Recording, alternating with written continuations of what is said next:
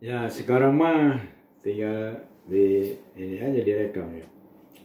Perbedaan pendapat itu akan terjadi apabila ada tiga hal faktornya ya, bukan terjadi. Yang pertama data yang sama bisa berbeda pendapat, apalagi datanya yang berbeda. Kemudian yang kedua sudut pandang. Yang ketiga kepentingan. Saya jelaskan satu persatu. Data yang sama saja itu bisa berbeda pendapat.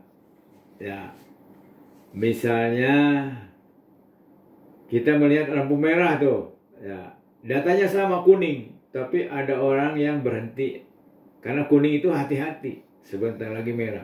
Tapi ada yang ngebut, ya, itu datanya sama bahwa lampunya sudah kuning. Kalau di negara-negara maju yang sudah beradab, kuning itu dia sudah persiapan berhenti. Orang kita malah ngebut. Nah, banyak terjadi tabrakan. Itu salah satu contohnya. Data yang berbeda bisa beda pendapat, yang sama beda pendapat bisa ya. Datanya sama, pendapatnya berbeda. Apalagi datanya berbeda, ya, pendapatnya pasti berbeda. Itu data. Kemudian yang kedua sudut pandang. Sudut pandang itu adalah cara orang melihat sesuatu.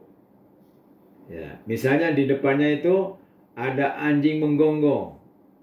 Kata orang yang takut pasti lari. Wah, bahaya nih. Tapi kata orang yang suka makan anjing, nah, ini peluang, Mbak, untuk saya makan.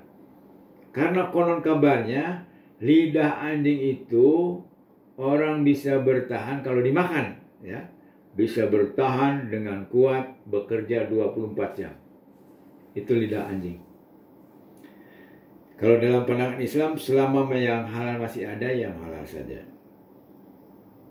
Nah ini ya, narkoba, penegakan hukum, dan terorisme. Sekarang terorisme sudah sepi. Ya. Sebelumnya itu dijadikan alat aja terorisme. Terorisme berasal dari pandangan hidup yang konservatif, radikal, dan fundamentalisme. Ya. Urutan itu. Orang akan menjadi terorisme itu sebelumnya pasti dia konservatif.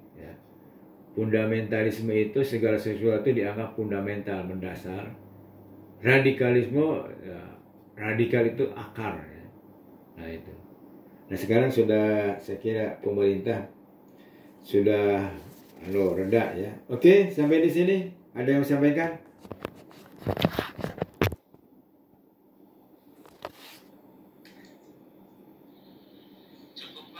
Cukup ya. Nah saya terakhir aja nih, tanya. Mas yang berdua ini punya presiden idolanya enggak? Menurut panjenengan, siapa presiden terbaik Republik Indonesia? Dari 7 presiden itu, Bung Karno sampai Jokowi. Gak apa-apa. Silakan Bapak Erwin dulu. Ayo, harus punya pendapat. Teman yang berdua di Majalengka ya? Semuanya tinggalnya KTP-nya Majalengka. Nah, kalau sekarang belum terpikir, nanti pertemuan berikutnya harus sudah punya pendapat. Sekarang kan mau pemilihan bupati, nih kriteria dulu. Ya, menurut teman-teman, kriteria yang jadi bupati itu apa? Misalnya jujur, cerdas, tanggung jawab, misalnya ya. Nah, siapakah orang yang mendekati itu? Nah, itu harus punya pendapat tuh. Ini namanya praktek kehidupan berpancasila, diantaranya masuk wilayah politik. Gitu. Itu ya. Nah sekarang sudah ada dalam pikiran siapakah presiden terbaik menurut teman-teman. Nah ini saya mancing dulu ya. Kalau menurut saya itu Habibie ya. Orang cerdas, bersih ya. Juga punya pemikiran yang hebat. Meskipun hanya berapa tahun ya. 99 ya sebentar tuh. Padahal hak dia sebagai wakil presiden menjadi presiden itu 97 ditambah 5 2002 baru pemilu tuh.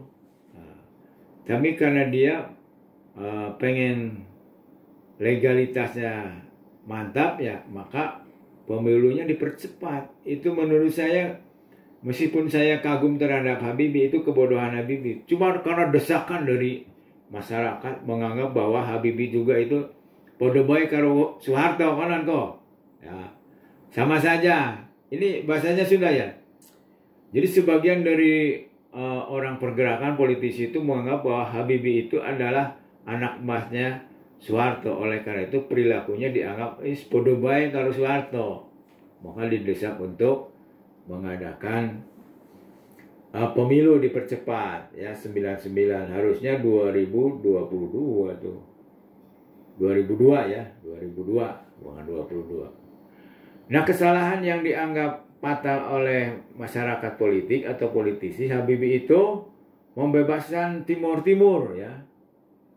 Kembali ke pangkuan dirinya merdeka, itu dianggap salah.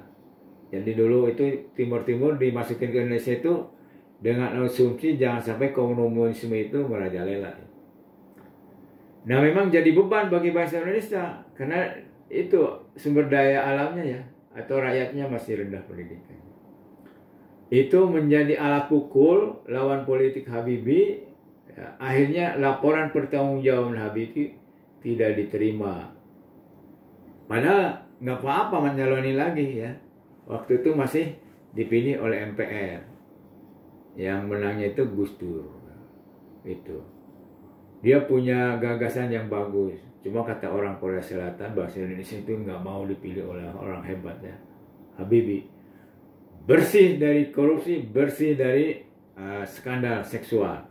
Habibie itu. Cerdas. Ya. Jadi harus cerdas itu pemimpin itu. Rumusan dari Islam itu kan patonah, tabligh, amanah, dan sidik ya, sidik benar. Jadi seorang pemimpin itu, atau bukan hanya pemimpin, semua ya. Laqad kana fi Rasulillahi uswatun hasanah, surat ke-33 ayat 21. Al-Ahzab ayat 21. Jadi 4 tuh manusia itu kalau mau sukses, bahagia dan mulia itu 4.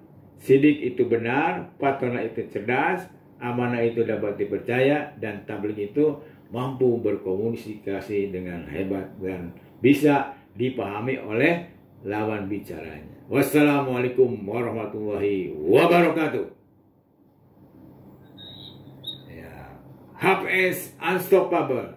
You know, unstoppable. Unstoppable itu tak terhentikan. Oke ya. Selamat ya. Ya, assalamualaikum warahmatullahi wabarakatuh.